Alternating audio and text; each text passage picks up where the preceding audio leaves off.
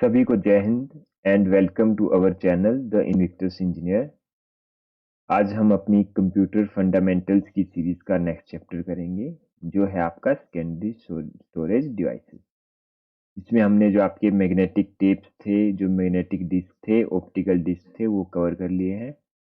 आज के इस चैप्टर में हम जो हमारा एसएसडी है, सॉलिड स्टेट ड्राइव, जो आपके पेन ड्राइव्स होते हैं, और जो मास स्टोरेज डिवाइसेस हैं वो पढ़ेंगे।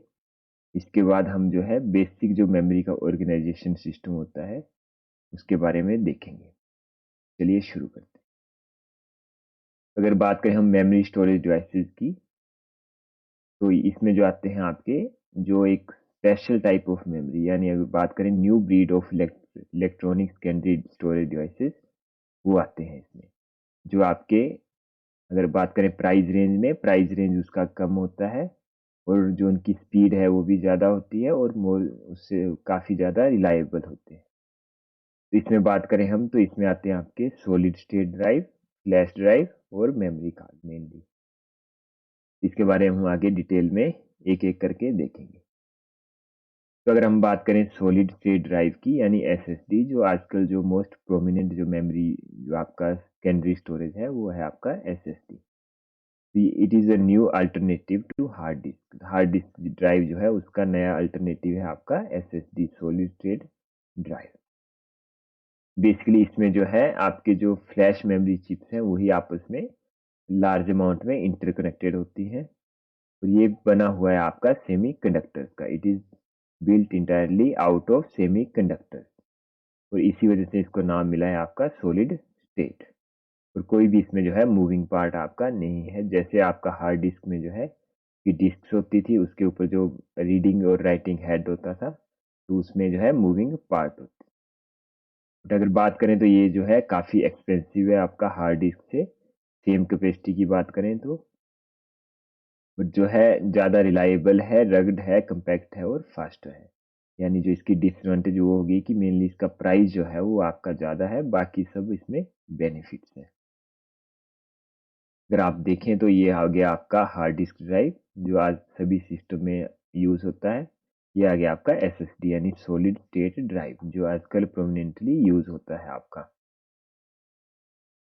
तो आगे अगर इसमें हम बात करें तो नेक्स्ट आता है आपका फ्लैश ड्राइव यानी पेन ड्राइव। तो ये एक बहुत ही कॉम्पैक्ट डिवाइस है आपका, एक पेन के साइज का होता है, जो यूज़ होता है आपका सेकेंडरी स्टोरेज के लिए। यानी आपका कोई भी डाटा है, डॉक्यूमेंट्स हैं, सॉन्ग्स हैं, तो उनको आपको सेव करके रखना है, तो उसको आप करते हैं पेन ड्राइव में। की बात करें तो इसकी शेप्स जो है अलग अलग शेप्स आती हैं, और काफ़ी स्टाइलिश डिज़ाइन आते हैं, और हर एक पेन ड्राइव में अलग अलग अपने फीचर्स हो सकते हैं। और इसे कहा जाता है आपका प्लग एंड प्ले डिवाइस, यानी जो है आप इसको डायरेक्टली प्लग करके इसके डाटा को एक्सेस कर सकते हो, और फिर उसको अनप्लग कर सकते हो। तो जो पोर्ट यूज़ होता है वो है आपका USB, universal serial bus port की बात करें। इसको जो आप इंसर्ट करते ही कंप्यूटर जो है ऑटोमेटिकली इसको as a removable device detect कर लेगा, और ये आप जो है कोई भी वर्क करने के बाद इसको डायरेक्टली प्लग आउट कर सकते हैं। तो जो आपका फ्लैश ड्राइव है, इसको किसी भी आपके में उसकी बैटरी की, केबल की या सॉफ्टवेयर की ज़रूरत नहीं है। डायरेक्टली आप प्लग इन कर सकते हैं और कभी भी प्लग आउट कर सकते हैं। तो इसी बेस पे इसका नाम पड़ा है आपका फ्लैश ड्राइव। मीन्स एक फ्लैश ऑफ सेकंड में आप इसको इंसर्ट कर सकते हैं, और उतने टाइम में आप इसको अनप्लग कर सकते हैं। ये जो है मोस्ट प्रेफर्ड आपका एक्सटर्नल डाटा स्टोरेज है। बात करें इसमें जो टेक्नोलॉजी यूज़ है, वो है आपकी फ्लैश मेमोरी स्टोरेज टेक्नोलॉजी। और ये होता है आपका नॉन वोलेटाइल, यानी डाटा आपका डिलीट नहीं होगा। और जो आगे बात करें इसकी इरेजेबल कैपेसिटी की, तो ये जो है आपका ईईपी रोम में आता है आपका electrically erasable programmable read only memory.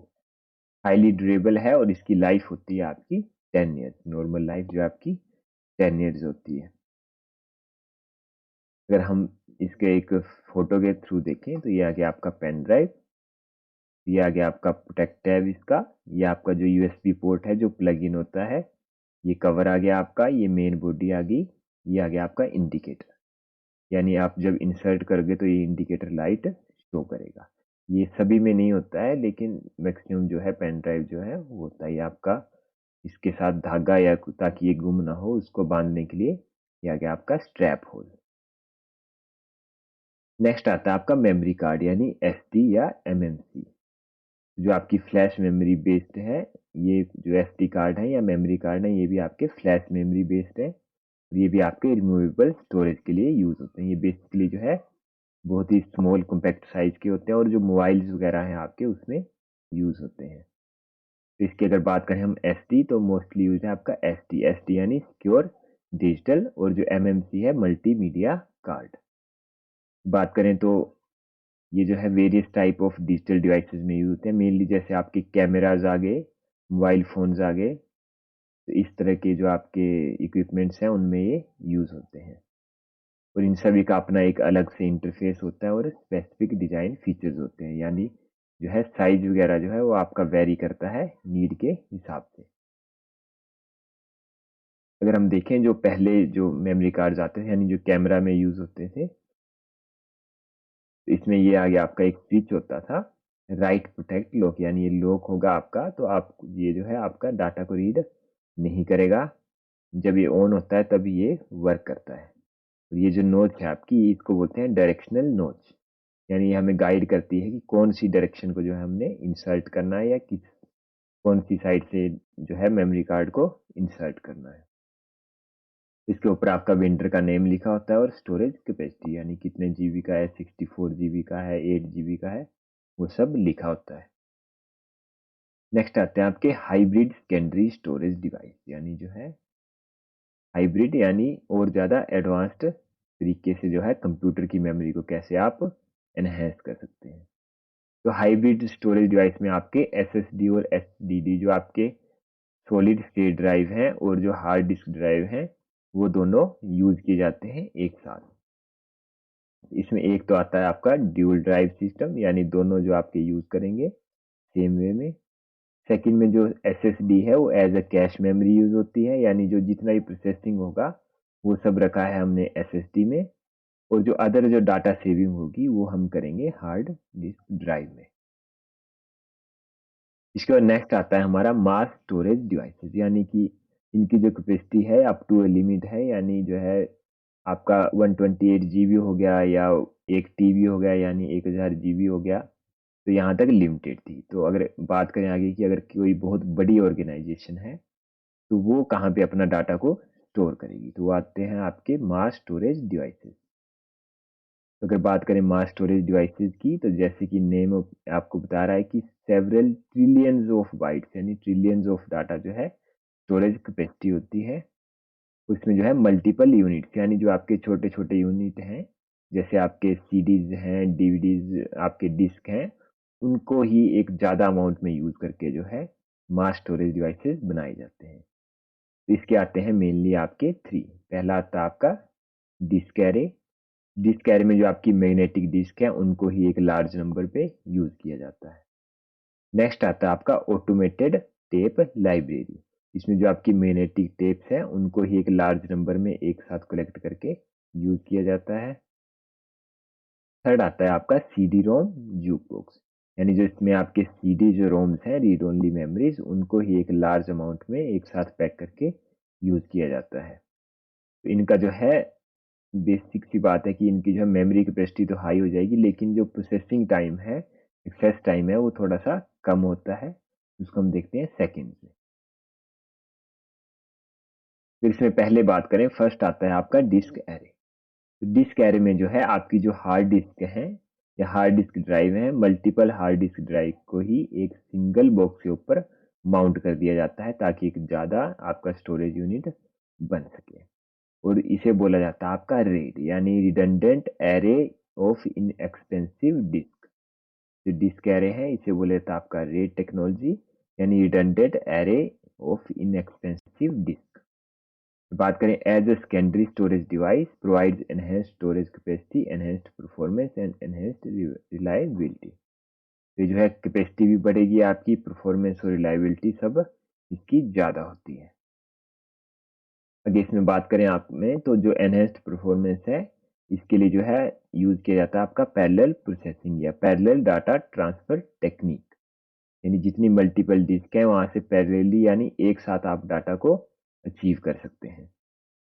और अगर बात करें आपके जो एनहेंस्ड रिलायबिलिटी है, उसके लिए 2 टेक्निक हैं आपकी, एक है आपकी मिररिंग और एक है आपकी स्ट्रिपिंग। अगर देखिए मिररिंग, जो आपका मिररिंग है वो क्या होता है? तो मिररिंग जो है सिस्टम है आपका, वो एक एग्जैक्ट कॉपी बना लेगा आपकी फाइल की 2 हार्ड डिस्क के ऊपर। Exact copies, 2 copies hard disk के ऊपर। तो मिररिंग जैसी मिरर होता है, मिरर में आपको आपकी एग्जैक्ट कॉपी दिखती है, सेम वे डिस्क एरे में जो है इसकी एक कॉपी बना लेगा।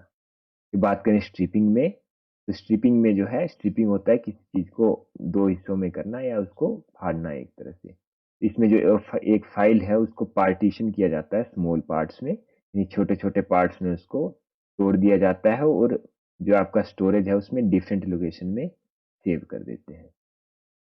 तो मिररिंग में उसकी डबल कॉपीज और स्ट्रिपिंग में उसको तोड़ के अलग अलग जगह पे सेव करना। बात करें ये रेड यूनिट की, तो आप इसको अगर हम डायग्राम के थ्रू देखें तो ये आ गया आपके मल्टीपल डिस्क जो आपकी मैग्नेटिक डिस्क है, और जो है इन सब को जो है एक रेड कंट्रोलर के अंदर जो है पैक किया होता है, और एक इनका जो है रीड राइट ड्राइव होगा आपका, और ये सब कनेक्टेड होती हैं आपकी कंप्यूटर से। नेक्स्ट आती है आपकी ऑटोमेटेड टेप लाइब्रेरी। तो ऑटोमेटेड टेप लाइब्रेरी जो है, जैसे कि नेम में है आपका टेप, तो इसमें जो है आपकी मैग्नेटिक टेप जो है और मैग्नेटिक टेप ड्राइव्स है, उन सबको एक साथ करेंगे और उनको एक कंट्रोलर जो है उनके साथ लगाएंगे सिंगल बॉक्स में।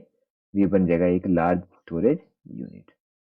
तो इसका यूज होता है आपका डाटा आर्काइविंग में, ऑनलाइन डाटा बैकअप डिवाइसेस में। बेसिकली इसका यूज कहाँ था? जो ऑनलाइन डाटा है उनके बैकअप में यूज होता है आपका, जैसे किसी बहुत बड़ा कंप्यूटर सेंटर है या कोई एग्जाम सेंटर है, वहाँ के डाटा के लिए। नेक्स्ट आता है आपका सीडी रोम ज्यूक, यानी सेट ऑफ सीडी रोम और सीडी रोम ड्राइव जो है उनको एक साथ करेंगे, उनको एक कंट्रोलर बनाएंगे और सबको एक बॉक्स में हम माउंट कर देंगे, तो इससे भी एक बड़ा स्टोरेज यूनिट बन जाएगा।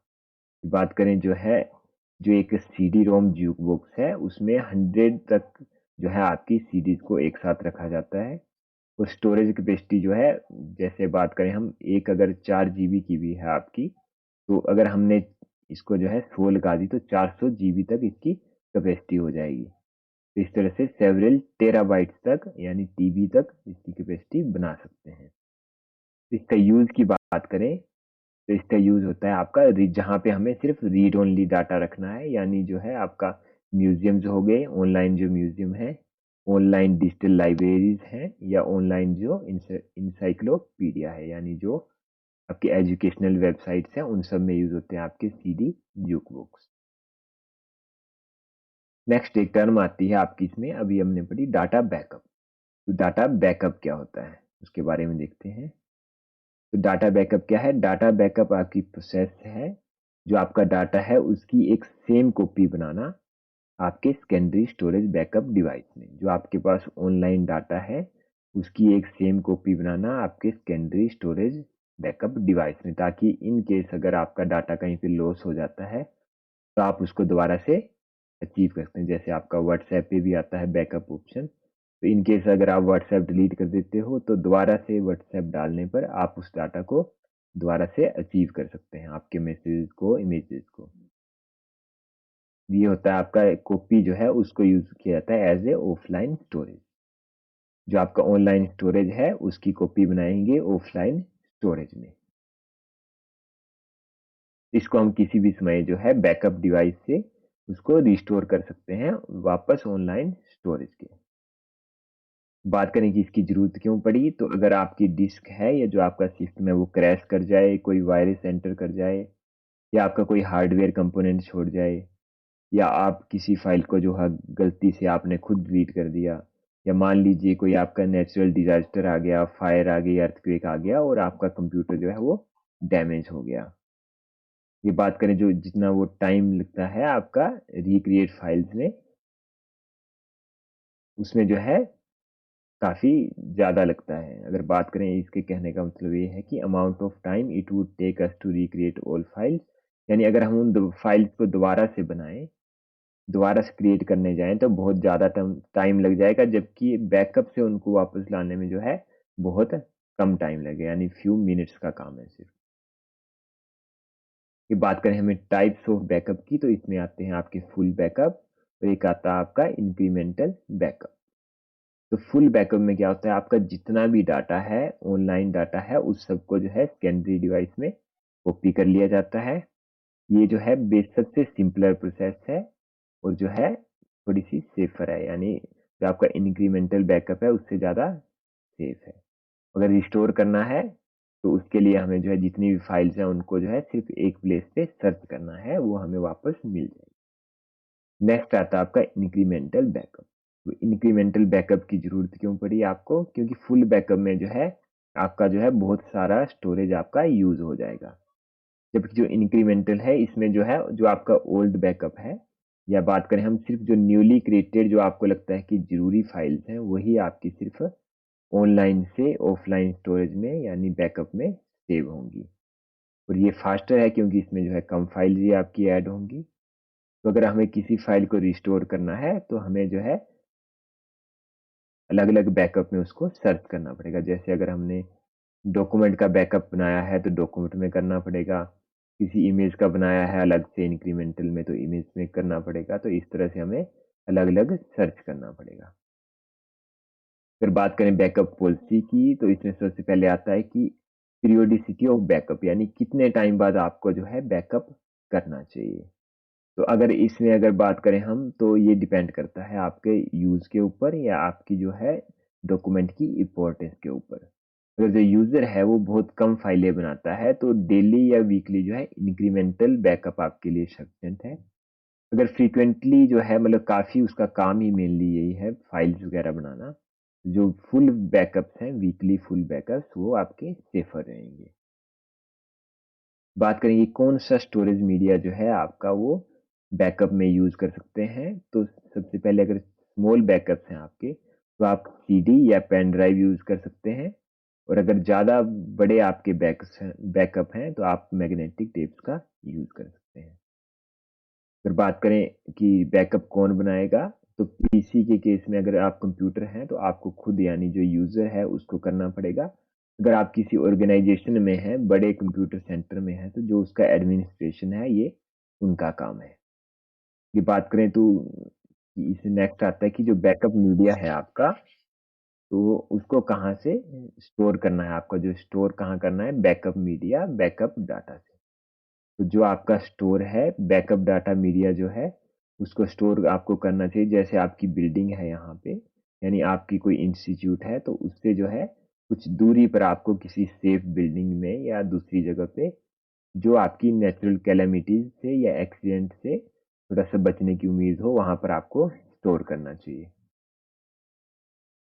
नेक्स्ट कंसेप्ट आता है आपका online, near line and offline storage. इसमें बात करें तो ऑनलाइन स्टोरेज क्या होता है, तो जो ऑनलाइन स्टोरेज है वो डायरेक्टली आपका डायरेक्ट कंट्रोल में होता है आपका प्रोसेसिंग यूनिट ऑफ कंप्यूटर, यानी जो आपका सीपीयू है या जो आप वर्क कर रहे हो यानी ऑनलाइन में वो उसके डायरेक्ट आपके प्रोसेसिंग यूनिट के आपके कंट्रोल में होगा। अगर बात करें नियर लाइन की, तो नियर लाइन स्टोरेज जो है वो आपका आता है इंटरमीडिएट में, यानी ऑनलाइन और ऑफलाइन के बीच में जो आ जाएगा वो आ जाएगा आपका नियर लाइन स्टोरेज। यानी उसका जो कुछ हिस्सा जो है आपका वो ऑफलाइन स्टोरेज में भी हो सकता है, यानी जो सेकेंडरी स्टोरेज डिवाइस है, और कुछ हिस्सा आपका ऑनलाइन प्रोसेसिंग में यानी जो आपकी प्राइमरी मेमोरी है उसमें भी हो सकता है। फिर बात करें ऑफलाइन स्टोरेज की, तो ये जो है आपका डायरेक्ट कंट्रोल में नहीं होता है किसी भी कंप्यूटर के, यानी ये किसी भी डिवाइस में आपका सेव होगा। नेक्स्ट आता है आपका हायरार्किकल स्टोरेज सिस्टम यानी HSS। अगर बात करें इसमें क्या है, हायरार्किकल स्टोरेज सिस्टम में हम देखेंगे बेसिकली कि कौन सी जितने भी टाइप की हमने मेमोरी पढ़ी है उसमें से कौन सी मेमोरी में की स्पीड के हिसाब से और उसकी जो स्टोरेज कैपेसिटी के हिसाब से है उसको हम डिस्ट्रीब्यूट करेंगे। तो उस बात करें तो सबसे पहले यहाँ से आपको जो है नीचे जो होगी आपकी उसका स्टोरेज स्पेस जो होगा वो होगा आपका ज़्यादा, ऊपर को जो है स्टोरेज स्पेस कम होगा लेकिन स्पीड बढ़ेगी। ये आपकी स्पीड जो है ऊपर को बढ़ रही है और नीचे को बढ़ रहा है आपका स्टोरेज। तो बात करें इसमें सबसे पहले आती है आपकी कैश मेमोरी। बात करें कैश मेमोरी की, तो सबसे फास्ट मेमोरी होती है आपकी कैश मेमोरी। और अगर बात करें इसके स्टोरेज कैपेसिटी की तो वो होती है सबसे कम। फ्यू एमबी तक ही इसकी जो है कैश मेमोरी बहुत ज़्यादा आपके लिए कॉस्टली पड़ती है। नेक्स्ट आती है आपकी मेन मेमोरी, यानी जो आपकी रैम और रोम है। मेन मेमोरी ये आती है आपकी सेकंड नंबर पे। अगर बात करें स्पीड में, ये आ गई सेकंड नंबर पे। और अगर बात करें इसमें स्टोरेज कैपेसिटी की तो वो भी इसकी बहुत कम होती है, लेकिन कैश मेमोरी से थोड़ी सी ज़्यादा होगी। नेक्स्ट आते हैं आपके ऑनलाइन स्टोरेज और जो आपका एसएसडी है, ये आते हैं आपके थर्ड नंबर पे, यानी थर्ड फास्टेस्ट आ गई आपकी एसएसडी। और अगर मेमोरी कैपेसिटी की बात करें तो इसकी जो है मेन मेमोरी से ज़्यादा होगी, लेकिन इनसे जो है कम है। आगे आते हैं आपके ऑनलाइन जो हाई एचडीडी, जो hard disk drive based storage है या डिस्क कह रहे हैं। इसके बाद आती है आपकी हार्ड डिस्क ड्राइव, जो है इससे ज़्यादा और फास्ट, और सॉरी फास्ट जो है स्पीड जो है इसकी कम होगी, लेकिन मेमोरी जो है थोड़ी सी ज़्यादा होगी। उसके बाद आते हैं आपके नियर लाइन या इसको बोलते हैं टर्शरी मास स्टोरेज डिवाइसेस, जिसमें आगे आपके जो टेप लाइब्रेरी है, सीडी, ज्यूक बॉक्स है, ये आते हैं आपके टर्शरी मास स्टोरेज डिवाइसेस में। बात करें इनकी स्पीड की तो स्पीड इनकी और कम होगी, लेकिन जो आपकी कैपेसिटी है वो आपकी ज़्यादा होगी। नेक्स्ट आते हैं आपके जो ऑफलाइन या डायरेक्ट एक्सेस और सीक्वेंशियल एक्सेस स्टोरेज डिवाइसेस हैं, जो हमने सबसे शुरू में पढ़े थे। आपके मैग्नेटिक टेप्स हो गए, मैग्नेटिक डिस्क हो गई, ऑप्टिकल डिस्क हो गई, या मेमोरी स्टोरेज डिवाइसेस हो गए, जो हो गए आपके पेन ड्राइव वगैरह। ये आते हैं सबसे नीचे, यानी इनकी जो आपकी स्पीड है सबसे आपकी जो होगी कम होगी, लेकिन जो मेमोरी कैपेसिटी है वो बढ़ती जाएगी। तो स्पीड के देखें तो सबसे पहले आ गई आपकी कैश मेमोरी, फिर आपकी रैम आ गई, फिर एसएसडी आ गई, फिर हार्ड डिस्क आ गई आपकी। उसके बाद आ गया टर्सरी मास स्टोरेज यानी टेप लाइब्रेरी और सीडी जूक बॉक्स। और लास्ट में आ गया आपके जो मैग्नेटिक टेप, मैग्नेटिक डिस्क और ऑप्टिकल डिस्क। इससे भी कई बार क्वेश्चन आता है आपको कि कौन सी सबसे फास्ट मेमोरी होती है, या इनमें से कौन सी जो आपकी प्राइमरी है, कौन सी सेकेंडरी है, या कौन सी टर्शरी है। तो आगे बात करें हम जो हायरार्किकल आपका स्टोरेज मैनेजमेंट है, तो ये जो है ये जो आपके इश्यूज को सॉल्व करता है, आपके जो आपका पीछे था हमने पढ़ा था हायरार्किकल स्टोरेज सिस्टम के। तो ये जो है बेसिकली जो आपका एचएसएम है, ये डिसाइड करता है आपका कि डाटा जो है आपके जो स्टोरेज सिस्टम है, यानी जो ये आपने टेबल देखा, तो इसमें जो है कोई भी आपका स्टोरेज है वो कहाँ पे रहेगा, उसको डिसाइड करने का काम है आपका हायरार्किकल स्टोरेज मैनेजमेंट का। और इस सॉफ्टवेयर को कहा जाता है आपका हायरार्किकल स्टोरेज मैनेजमेंट। जितने भी आपके एचएसएस और एचएसएम सॉफ्टवेयर हैं, which monitors the way data is use, ये मॉनिटर करते हैं कि डाटा को कैसे यूज करना है, और जो है डाटा को कैसे एक स्टेज से दूसरे स्टेज से, या एक डिवाइस से दूसरे डिवाइस में आपको ट्रांसफर करना है। जैसे सपोज आपका ऑनलाइन आपका रैम में प्रोसेसिंग में डाटा है, तो उससे आपका सेकेंडरी में करना है, तो वो कैसे करना है, ये सब काम है आपका एच एस एम का। तो जो है अगर इसमें बात करें तो जो आपका डाटा है वो ऑटोमेटिकली आपका रिट्रीव हो जाता है, जो भी इसमें सेव होता है। तो इस चैप्टर में थोड़ा सा लेंथी चैप्टर था, तो इसको हमने पार्ट्स में कवर किया। इसके आपके टोटल 4 पार्ट्स बने हैं। तो इसमें हमने बेसिकली कोशिश की है कि जितने भी आपके सेकेंडरी स्टोरेज डिवाइसेस हैं, चाहे आपके सीडी से रिलेटेड हो गए, डीवीडी से रिलेटेड हो गए, आपके जो आपके मास स्टोरेज डिवाइसेस हो गए, डीवीडीज हो गई, फैट का कंसेप्ट देखा। उसके बाद फ्लॉपी डिस्क, हार्ड डिस्क, जितने भी टाइप की आपकी डिस्क थी। उसके बाद हमने जो है इसमें हायरार्किकल जो भी आपका स्टोरेज सिस्टम था, वो सब हमने कवर कर लिया। एंड आई होप कि ये लेक्चर आपके लिए जो है बेनिफिशियल रहेगा। And all the best for your upcoming exams. Thank you so much.